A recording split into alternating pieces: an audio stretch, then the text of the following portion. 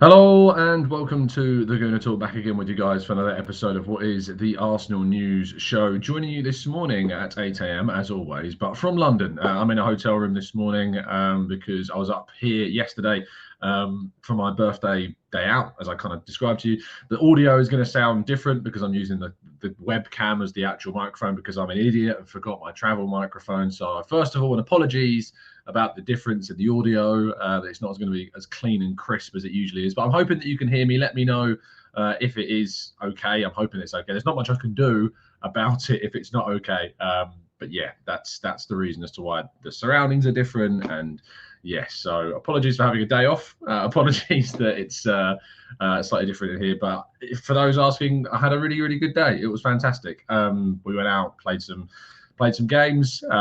We went out and had a very nice meal, and then saw. I mean, it's one of those moments where you sit down, you're a little bit starstruck because as we sat down for dinner, we went to. It was the missus' kind of present to me for my birthday. We went to Tom Kerridge's Bar and Grill not in Canning Town, near Charing Cross, basically near Monument, and.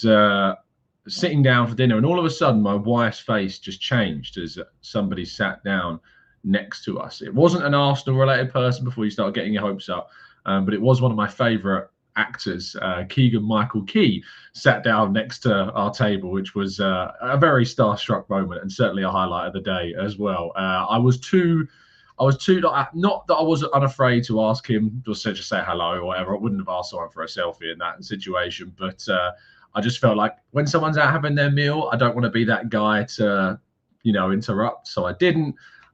We just sat there very starstruck for a while we had our dinner. But it was a great day. We had a great time, and it was made all the better by seeing Spurs lose, which we'll talk about shortly, and of course just some more hilarities with that and everything that goes with it. We are obviously going to be tackling a number of topics today, so make sure you drop a like on the video. Make sure you subscribe to the channel if you're new. I'm going to talk about our live event in part 2, and I'm going to deliver those stats that I promised you yesterday on Ramsdale, on Raya as well. So without further ado, let's crack on with things, shall we? And we'll first of all start with yesterday's fantastic win in the WSL. We saw Beth Mead scoring and returning to the team properly and getting that full impact that we've been missing and missed so much, of course, last season. We really did miss what Beth could provide us in the team, and getting on the score sheet, really showing that she's back with a bang. And Arsenal winning 3-0 to continue their real strong, crisp kind of specific link up the table and rise up the table and competing with Chelsea. That's what we want to see from Arsenal in this WSL season. They haven't got the same amount of responsibilities in the other competitions, so hopefully the WSL is going to be where we can succeed the most. Moving forwards, if I can get onto the right tab, there we go. And looking at the Premier League table after yesterday's results in the Premier League, what I'm going to do quickly, I'm going to switch my audio microphone just to the laptop, just to see if that makes it any better. I'm hoping that it might. So we're now on the laptop. So let me know if this is any better than the other audio. I'm hoping the audio is maybe a bit better on this setting, but I have no control. These are the two options that we have. Let me know if it's any better. But this is the Premier League table as it stands right now. Arsenal, of course, top of it after yesterday's win. The only game that really kind of affected the situation with where teams stand. Aston Villa, of course, rising to 4th in the table after they beat Tottenham Hotspur in the Premier League. Spurs dropping down to 5th in the table, which is hilarious. And I love that they gave themselves like a little bit of hope, if you know what I mean. They gave themselves a little bit of optimism when they scored that goal very early on in the game, but only for Aston Villa to turn around and Pau Torres scoring from that free kick, and then Ollie Watkins getting a goal as well. Unai Emery celebrating like a madman. Clearly still a little bit of Arsenal inside him when winning at Tottenham. But of course, Spurs have now lost 3 in a row. And I quote tweeted a video that I put up after that game against Chelsea. If you remember the game against Chelsea, all of the talk after that game was that Spurs can take more from this 4-1 defeat than Chelsea can from winning 4-1 at Spurs. And since that, They lost against Wolves, and now they've lost another game against Villa.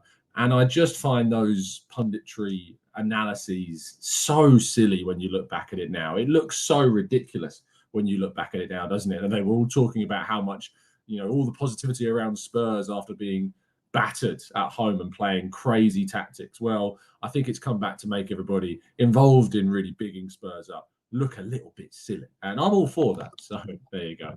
I also had the opportunity to speak after the game against Brentford to Bukayo Saka. You can read a lot of the quotes from our fantastic winger on the football.london website and, of course, on my article. But I'm going to play you a brief clip of that conversation. So sit back, relax, and have a listen to my conversation, or a small part of it, with Saka. Did you get a chance to watch the Liverpool-Man City game earlier? Did that draw give you an extra bit of oomph in the evening? Yeah, what a game, by the way. But I watched that game, really high quality game, and of course the draw was a good result for us, and all of us knew, especially in the team talk today, we said it, boys, it's a chance to go top of the league, and obviously we took that, so we're happy. Saka was very, very happy, as you can imagine, and we appreciate him stopping and talking to us after the game as well, because obviously away games, players want to kind of shoot off as quick as they can and get back, especially after a fantastic win. But yeah, really good to see him in such high spirits, and interesting to hear them talk specifically about the team talk changing as well after they won that, after they watched the draw between Manchester City and Liverpool. The audio apparently is better as well, so I'll make sure that I continue to not use the camera and instead use the laptop microphone, as it seemingly is a bit better.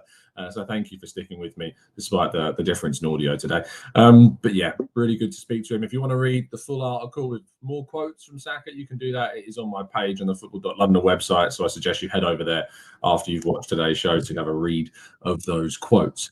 Now, there are links with Aaron Ramsdale and Wolves. We touched a little bit on this yesterday. Those links have not gone away. There's further talk about this, and that Wolves want to look at a £35 million move for the goalkeeper. However, there are suggestions that they want to take him on loan in January with an obligation to buy option included in that would activate in the summer. Whether that's something Arsenal would be interested in, I'm not sure. Whether that's something that Ramsdale would be interested in, I'm not sure. Listening and hearing a few things around the goalkeeper about where his next step would want to be, it's intriguing to know whether or not Wolves would fall into that category. But whether or not that happens, I guess we will have to wait and see. But linked with £35 million, I think he's worth more. I think he's worth far more than that. And I hope at least, keeping those fingers crossed, that if he is going to move on, Arsenal can get a very, very good fee, far more than £35 million, because I think he's personally worth more than that £35 million link that we are seeing today. And lastly, and top of the list regarding our stories is, of course, Victor Osimhen, the Nigerian striker playing for Napoli. A player that we feel and have felt for quite some time has been out of our range, out of our reach. Suggestions are that there is indeed truth in these stories. We saw the old Arsenal ITKs out there discussing this story yesterday. I think it was Mo Arsenal doing it, talking about it initially. And then Team News and Ticks, who we know is a fantastically reliable outlet in our Arsenal sphere on social media, confirming that indeed Victor Osimhen is Arsenal's top target. Charles Watts actually reported back in 2022 that he had been spoken to by Arsenal, and also that we'd heard when he was only 18 years of age that Arsene Wenger had actually approached Osimhen about a potential move to Arsenal. So he's always been somebody that's been in and around the chat and the discussion of Arsenal Football Club. It's just about whether or not we know whether he's going to improve or whether he's going to reach a higher level if he was to move to a club like Arsenal, and whether he would transition to the Premier League in a better way than what we've experienced so far. So it's difficult to understand whether or not he's going to succeed in the Premier League, but we know that he's a top striker, and knowing that he's actually the top of Arsenal's striking list is encouraging. The problem is that we don't know what it's going to cost, and the price is the biggest thing. The price is the biggest problem that we've got regarding Victor Osimhen. So hopefully it comes down from that 150 million that has been talked about. If it doesn't, we might find ourselves in a little bit of bother regarding trying to get any kind of potential deal done. Now, you're not in any potential bother about getting a deal done and getting a good deal done for NordVPN, because with NordVPN, you can get yourself a fantastic deal, the greatest of deals, a brilliant discount off of a 1 or 2 year plan, of course, by going to nordvpn.com/Gooner to get yourself a significant discount off those different types of plans. You can go to the link in the description, or as I said, just type in nordvpn.com/Gooner to go straight to the link, and it will give you all the information that you need. But not only that, but of course, if you're not happy with the service for whatever reason, you get a 30-day money-back guarantee, which is just a fantastic little perk of getting this service. If you wanted to get your money back after 30 days, you can do that. I don't know why you would, because it's a fantastic service that you would want to keep for the rest of your days. It gives you the ability to stay safe and secure online using those tracker blockers and ad blockers and things like that. But not also that, but also it gives you the ability to change your geolocation on your phone, on your tablet, on your laptop. You know the spiel by now. You know the benefits that it can give you. So why wait? Make sure you go to that link. Help support the channel. Help support Nord. They help us a hell of a lot. So a massive thank you again to NordVPN, as always, for sponsoring us. And go to that link, nordvpn.com/Gooner. Get yourself every benefit that you need in 2023 when ever using a digital device. Right, we're going to go to part 2 now, and your questions right after this.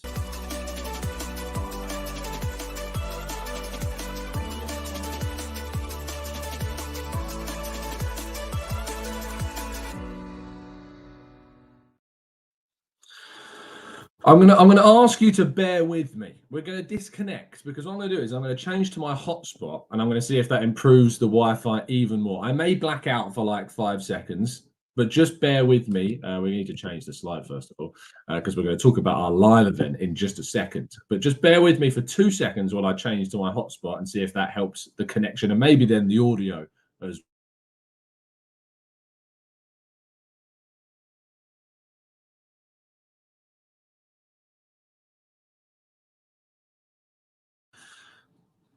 Okay, I'm hoping that we're back. I'm hoping that this is going to be improving. It might take a little second just to jump back into life, but I'm hoping that we're going to be connected a lot more seamlessly. So yes, we're on a 5G network, so it should be better. It should be improved. And hopefully I'm looking a little bit clearer. You might even be able to see like jump back onto full screen. Hopefully I'm going to be clear and better than I was previously. So let's talk about the TGT Live Event, shall we? Because it is an event that I want to see so many of you guys and girls attend, because the first one that we did, earlier this year in August was amazing. And it was such a great event to see so many people enjoying what we did, and enjoying everything that we produced that day, and speaking to fans and speaking to listeners and speaking to part of the Arsenal family. We did our 2-hour podcast and followed that with a really great social event afterwards, where we just had a few drinks and chats and things like that. So please do come along to our next one, which is on the 22nd of February. The link to be able to get tickets, and there is a limited capacity for this event. So if you want to get tickets, I'd recommend getting them as fast as you can. The link to get those tickets is down in today's video description. If you're listening on audio platforms, I'll be leaving a link as well in the description of those videos. So make sure that you do check that out as well if you'd like to come along and join our event. The lineup is going to be announced in the coming months as we lead up to the event. So don't wait. Because people that are really keen on coming will beat you to those tickets. As I said, it is a limited capacity. This event is not as big of a venue as it was last time. We've gone slightly more smaller because I wanted to get it maybe a bit more intimate than what we had last time. And so we're kind of all in a great space together in a smaller room. And so we've done that. This time we're going to be at the Old Queen's Head on Essex Road in Angel, which is a fantastic venue, amazing place. I'm really lucky to get this venue. Actually, I'm surprised that we were able to get it because it is a really popular place for people to host events. So I'm very happy that we got it. So that's in London on the 22nd of February. You'll be able to come along, watch a podcast with some fantastic panelists. I'm going to change things up a bit. Every time we do these live events, I want to change up the panel. So it's going to be, we're going to see some familiar and unfamiliar faces as well, and hopefully some people that you find really interesting to listen to and that you've seen plenty of course, already. Yeah, it's going to be great. So do come along. The link is down in the description. They're only a tenner a ticket plus fees. So it's less than half the price of what the last event was as well. So it's only a tenner a ticket. Come along, support the channel, support us. And yeah, as I said, it's a limited capacity. So make sure that you get them before they run out. I did promise you those Ramsdale Raya statistics.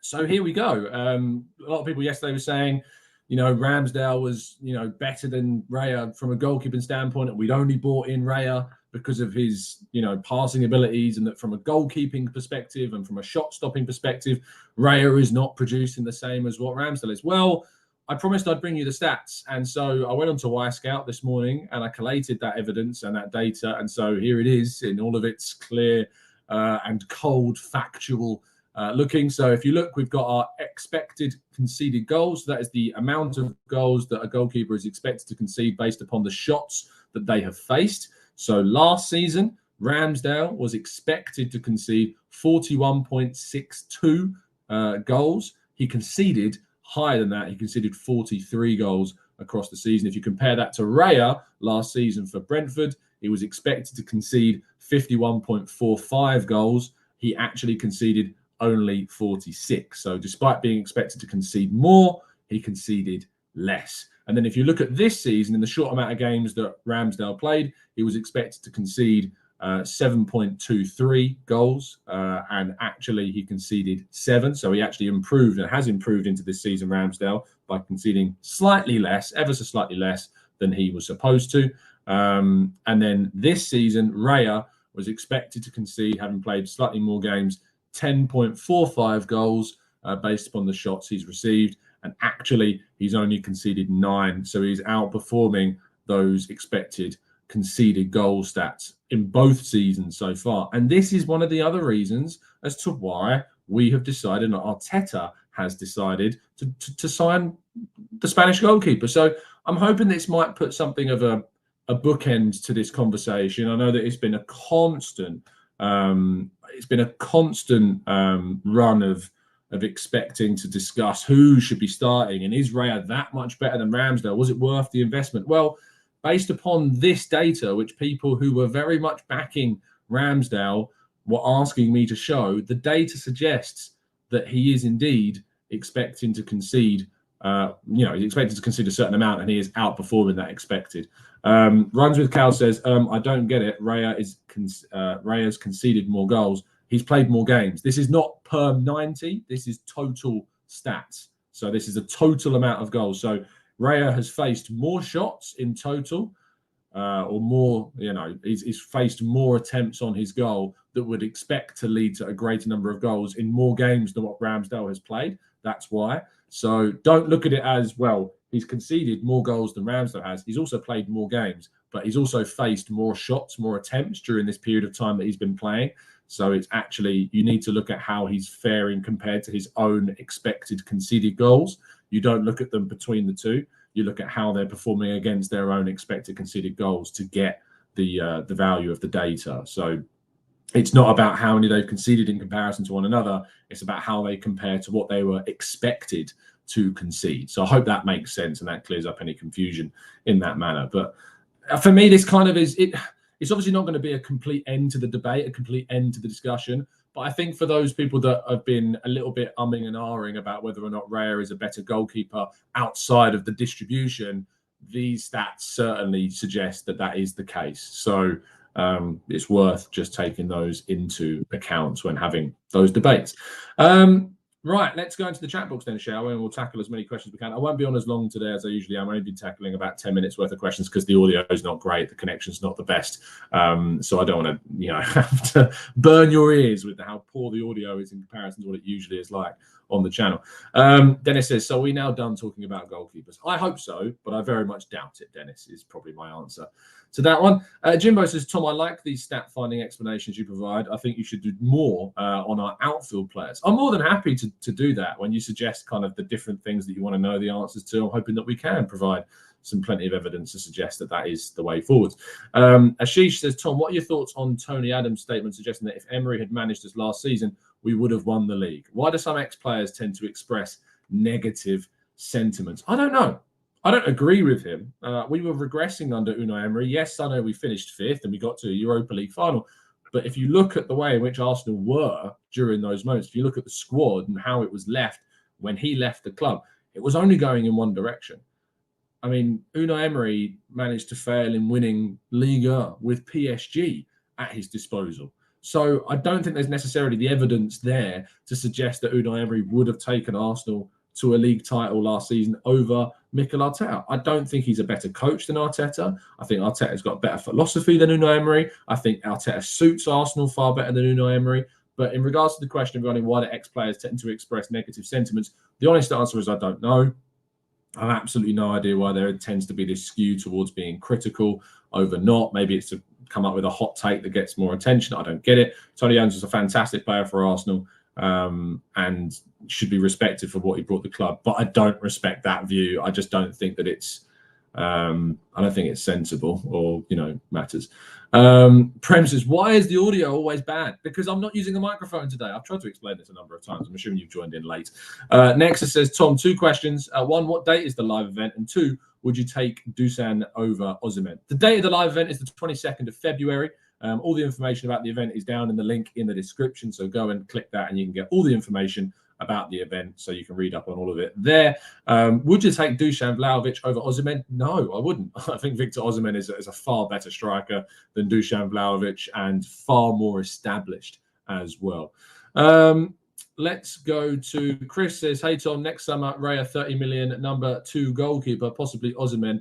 Do you think we'll be tight with FFP? Could possibly neglect the midfielder again with the 3 possible exits? And what are your thoughts on that? I think that obviously it depends on sales. I think Arsenal got players that they could move on for good fees, Ramsdale being one of them, Nketiah being another one of them. Who knows? We could move Thomas Partey on in the summer. We might get a good fee, hopefully, for him if indeed he does move on. There is a number of players coming back. Kieran Tierney is going to be back in the summer as well. We'll try and maybe move him on for a good fee. Lokonga's going to be back. Tavares is going to be back unless Nottingham Forest activate the clause in that player's contract. So maybe we'll end up making a good amount of money next summer on player sales. So I guess we'll have to wait and see on that one. And that will heavily improve our FFP. Remember that those fees that you get for players count in that year, as opposed to when you buy players, those fees are split because of amortization across the length of those players' contracts. Benji says, do you think we'll ever get faster at progressing the ball from midfield to attack? It seems like that we would create more chances if we could hit teams before they're set up. We talked a little bit about this yesterday, Benji. The reason why I think that we're slower is because we don't possess the same kind of structure as a team that, like Liverpool, that have their fullbacks bombing up the wide flanks and wide areas to give those guys extra support, because we play with more internal fullbacks other than when we've got, say, Ben White sometimes on the right-hand side, which we didn't have against Brentford because Tomiyasu was playing and White was injured. I think that there's something to be said about the lack of numbers, which stops you from progressing the ball as quickly. But I would like us to see us progress the ball centrally faster. We're very considered in the types of passes that we play, and so that's obviously stopping us, I think, sometimes from playing as fast as maybe some people would like us to. The immature reviewer says, went to the Europa League final and we didn't win it. So where is the evidence that we would have won the Premier League? Lol, yeah, I kind of agree with that. Cal says, it's amazing how they think that what we saw last season was because of Arteta. Sorry, I read that in the wrong context. It's amazing how they think, what we saw last season was because of Arteta. Indeed, and that's the reason why we competed for the title last season, is because of the foundation of what Arteta built at Arsenal. And so therefore, applying that to Emery doesn't make too much sense at all. Again, I just think it's a hot take. Looking for a bit of attention in that regard. Angela says, will the live event be streamed as well for those of us that are abroad? What we're going to try and do is record it for you. So it won't be live, but like the last live event, we are going to try and record it. So it won't go out at the same time that it is live, because obviously we have to prioritize the people that have come into the event. But I know for loads of people that do live abroad, can't attend, I'm going to try and record it, Angela. But I haven't got that confirmed yet. It will hopefully, at least to the very minimum, be audio. But I don't know whether we're going to be able to video record it yet. I need to get kind of understanding from the venue first. But as soon as I know, you will know, I promise. Right, let's scroll down a little bit more. Let's go to Chris, who says, is any of our players on loan getting any obligations to buy in their contracts? Do you know?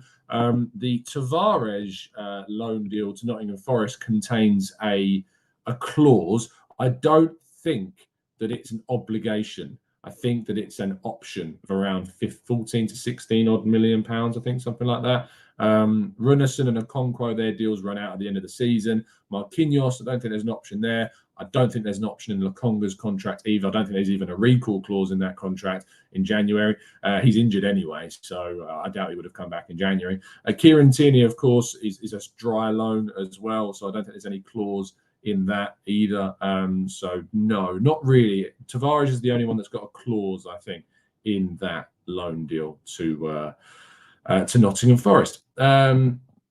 Amesy says, Arteta has definitely concentrated on our defence becoming watertight. We are winning despite not looking so pretty. And you know what the ironic thing is? That a lot of Arteta's biggest critics like to look at Diego Simeone sometimes, a manager that I have a lot of respect for, but absolutely no desire to see manage Arsenal in any way, shape or form because of his kind of, it's just not football for me the way Simeone plays. It does the business for a club like Atletico, but trying to pick up that philosophy and drop it into Arsenal would be like, it's chalk and cheese. Like it's just not going to work. But what Simeone is very good at is getting his side in a position where they're very hard to beat. They're very industrious and they're very rigid and they're very resilient. And Arteta has, in some ways, there's obviously some characteristics that Arteta has wanted to instill in his team that ironically do and are getting a lot of mirrored kind of links to Simeone's. Now, I think there's a lot of differences. The way in which Arsenal attack, the way in which Arsenal build up,